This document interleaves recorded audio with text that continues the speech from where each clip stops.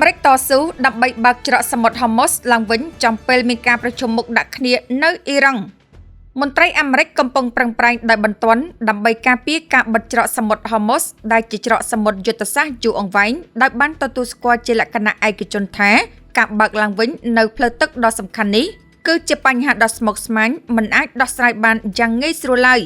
ការវិតម្លៃផ្ទៃក្នុងដោយទីភ្នាក់ងារស៊ើបការសម្ងាត់របស់ក្រសួងការពិជាតិហៅថា DIA បានប៉ាន់ប្រមាណថាអ៊ីរ៉ង់អាចមានសក្តានុពលរក្សាច្រកសមុទ្របិទក្នុងរយៈពេលពី1ខែទៅ6ខែទោះបីជាមន្ត្រីសេដ្ឋវិមាននិងមន្ទីរបញ្ចកោណបានរញច្រានឲ្យមានការបញ្ចប់ការប៉ាន់ប្រមាណនេះយូរជាងនេះដោយហៅវាថាជាសេណារីយ៉ូដ៏អាក្រក់បំផុតដែលមិនមានកត្តាធ្ងន់ធ្ងរដល់ការសម្រេចចិត្តគោលនយោបាយ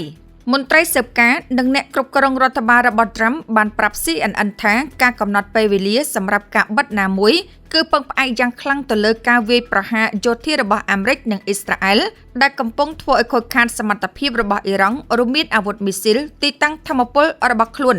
ទោះបីជាបានបង្កការខូចខាតយ៉ាងសំខាន់ដល់កងទ័ពជើងទឹកនិងបន្ទុកមីស៊ីលរបស់អ៊ីរ៉ង់ក៏ដោយប៉ុន្តែបន្ទុកមីស៊ីលវាយប្រហារខ្លីនៅតែដូចដើមហើយអ៊ីរ៉ង់នៅតែរក្សាជម្រើសសម្រាប់ប្រើប្រាស់ដូចជានាវាតូចយានយន្តមុជទឹកតូចនិងទូកដែលបញ្ចូលគ្រាប់ផ្ទុះដើម្បីវាយប្រហារនាវាដឹកប្រេងក្នុងលក្ខណៈភូមិសាស្ត្រច្រកសមុទ្រនេះមានប្រវែងជិត100ម៉ៃប្រហែលស្មើនឹងប្រហែល160.93គីឡូម៉ែត្រដែលធ្វើឲ្យការបាត់ការគំរាមកំហែងទាំងអស់នៅតាមខ្សែឆ្នេររបស់វាជាការលំបាកខ្លាំងណាស់ប្រធានាធិបតីត្រាំបានបដិសេធការដាក់ពង្រាយទាហានដីគោករហូតមកដល់ពេលនេះហើយការខិតខំប្រឹងប្រែងរបស់លោកក្នុងការបង្កើតសម្ព័ន្ធអន្តរជាតិដើម្បីត្រួតត្រាផ្លូវទឹកនោះក៏ជួបប្រទះការបរាជ័យផងដែរ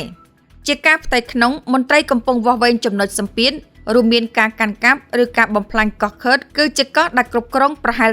90% នៃការនាំចេញប្រេងរបស់អ៊ីរ៉ង់ជាមធ្យោបាយបង្ខំឲ្យអ៊ីរ៉ង់បើកច្រកសមុទ្រហូម៉ូសឡើងវិញការវាយប្រហារយោធារបស់អាមេរិកលើកោះនោះនៅសប្តាហ៍មុនត្រូវបានចាត់ទុកថាជាសញ្ញាបង្ហាញពីឆន្ទៈរបស់ត្រាំក្នុងការបង្ខំធ្វើឲ្យស្ថានភាពកើនឡើង